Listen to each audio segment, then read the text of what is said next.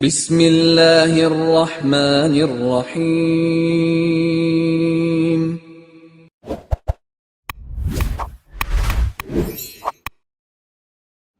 السلام علیکم ورحمۃ اللہ وبرکاتہ۔ الحمد للہ وکفی وسلام علی عبادہ الذین اصطفی، اما بعد۔ حاضرین و ناظرین، یہ درس حدیث نمبر 290 ہے اور آج کا عنوان ہے رسول رحمت صلی اللہ علیہ وسلم کے 7 نام۔ روایت سماعت کے لیے ترجمے کے بعد تشریح کی جائے گی۔ بسم اللہ الرحمن الرحیم۔ عن حذیفہ رضی اللہ عنہ قال بینما انا امشی فی طریق المدینہ اذا رسول اللہ صلی اللہ علیہ وآلہ وسلم یمشی فسمعته يقول انا محمد وانا احمد ونبی الرحمہ ونبی التوبہ والحاشر والمقفی ونبی الملاحی، رواہ احمد۔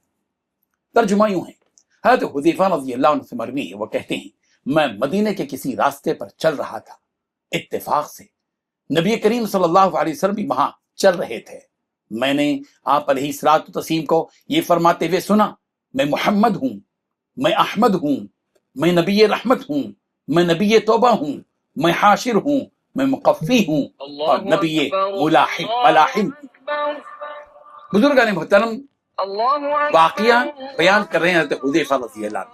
وہ کہتے ہیں کہ وہ مدینے کی کسی راستے پر چل رہے تھے تو اتفاق سے پیارے پیغمبر صلی اللہ علیہ وسلم وہاں چل رہے تھے، اور حضرت حذیفہ رضی اللہ عنہ نے پیارے پیغمبر صلی اللہ علیہ وسلم کو یہ کہتے ہوئے سنا کہ جس میں نبی کریم صلی اللہ علیہ وسلم اپنے بارے میں اپنے ناموں کے سلسلے میں بتا رہے تھے، اور پیارے پیغمبر نے اپنے 7 نام یہاں پر شمار فرمائے ہیں کہ میں محمد ہوں، احمد ہوں، نبی التوبہ ہوں، نبی الرحمہ ہوں، حاشر ہوں، مقفی ہوں، نبی ملاحم ہوں۔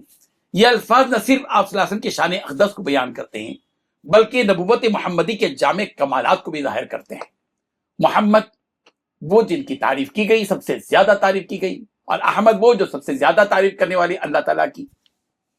تو پیغمبر محمد بھی ہیں، احمد بھی ہیں، اور نبی الرحمہ بھی ہے، پیغمبر کے رحمت والے نبی ہیں، اور قرآن مجید نے اس طرف اشارہ کیا وما ارسلناک الا رحمۃ للعالمین، کہ ہم نے آپ کو رحمت للعالمین، عالموں کے لیے رحمت بنا کر بھیجا۔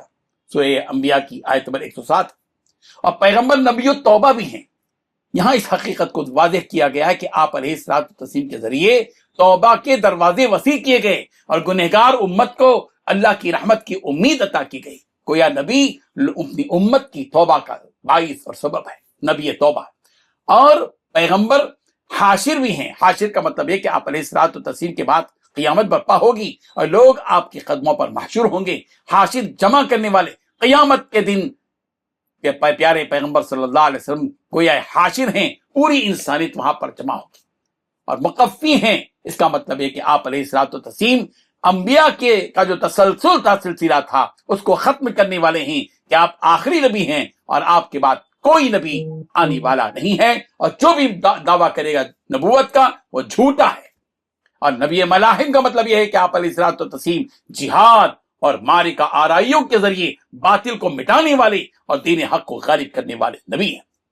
اللہ تبارک و تعالیٰ اس حدیث کو سمجھتے ہوئے نبی کریم حضرت محمد مصطفیٰ صلی اللہ علیہ وسلم کے جو اسماء گرامی ہیں ان کے معنی کو سمجھنے کی توفیق عطا فرمائے۔